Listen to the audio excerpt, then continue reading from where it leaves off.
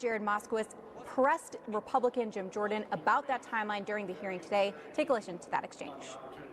Why aren't you guys calling for the vote in your committee? When is it going to happen? Does the Constitution put a time limit on oversight? I didn't read that in the Constitution. So what you're admitting is you haven't yet proven that he's committed a high crime and misdemeanor. You haven't proven it yet. Otherwise, you would call for it, I assume.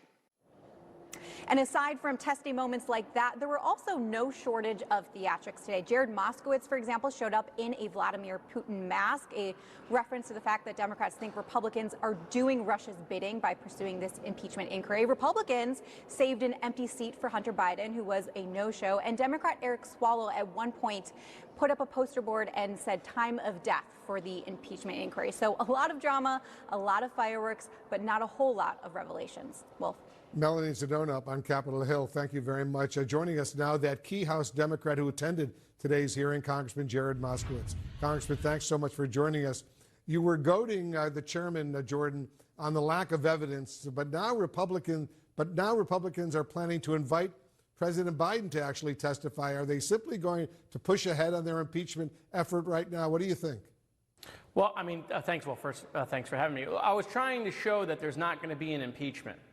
Right, we've been at this for 15 months, right? If they believe that the president has committed a high crime and misdemeanor and they've proven that, then they would call for the vote. If they haven't called for the vote, then that would mean obviously that they haven't proven that, which is why it would continue. But it's never going to happen, Wolf. They know they don't have the votes. They're unfortunately just, giving, red meat to the base on this, and they're not being truthful. They don't even have the votes. Republicans here, a number of them don't want to vote for impeachment, and they only have a 2-vote majority. And so now they're inviting Joe Biden, more political theater, which is why I wore the mask, because if I'm going to be in theater, I might as well dress up. And so, it's just a shame that this is what we're wasting taxpayer money on, rather than solving the problems with Ukraine and Israel, rather than trying to help the American people bring down the cost of living. This is what the 118th Congress has decided to spend their time on after, of course, they've removed their speaker and impeached the cabinet secretary. There was a rare moment of some bipartisanship, as you know, Congressman. The Oversight Chairman, James Comer, said he would work with Democrats on influence peddling legislation that would also address Jared Kushner's business dealings. What did you make of that? Yeah, they've been saying that now for months, Wolf. I think that's great, by the way. We should do that. And I think there would be bipartisan support to do that. But they've been saying this for months. And they said it, by the way, even during the deposition. There were some members nodding their head when that issue came up. Okay, so when? When are we going to have that hearing? When are they going to draft the bill? And I know the answer. The answer is they're going to run the clock out, and it's not going to happen. But yeah, look, Congress should look at that on a bipartisan basis, the revolving door, all of that stuff. The American people want to see us do that on passing an ethics package. But that's not the purpose of what Comer is doing. That's not the purpose at all. I don't want anyone to pretend like, oh, now there's going to be some legitimate policy that comes out of this. They're not.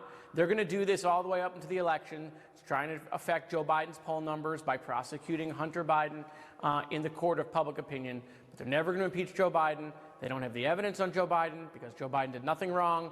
And even Republicans here. I mean, look, Ken Buck in his resignation said the speaker can't convince him to stay and vote for an unconstitutional impeachment. They're resigning to avoid voting on impeachment. I mean, you can't make this stuff up.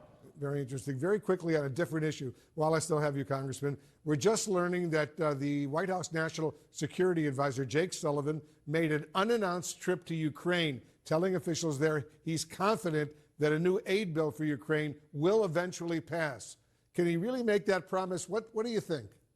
Well, look, there is a lot of talk around the town now about changing some of this to loans for Ukraine. Remember, a lot of the money in the Senate bill is going back to replenish our own stockpiles. So that doesn't have to be a loan because that's going back to the United States. But there's some talk about the aid going to Ukraine being a loan rather than just money going to Ukraine. And look, if that's what gets us over the hump, and we can do Israel and we can do humanitarian aid for the innocent Palestinians in Gaza, so be it. Let's do that. Let's get it done as soon as possible. All right, Congressman Jared Moskowitz of Florida, thank you very, very much for joining us. Thanks, Wolf.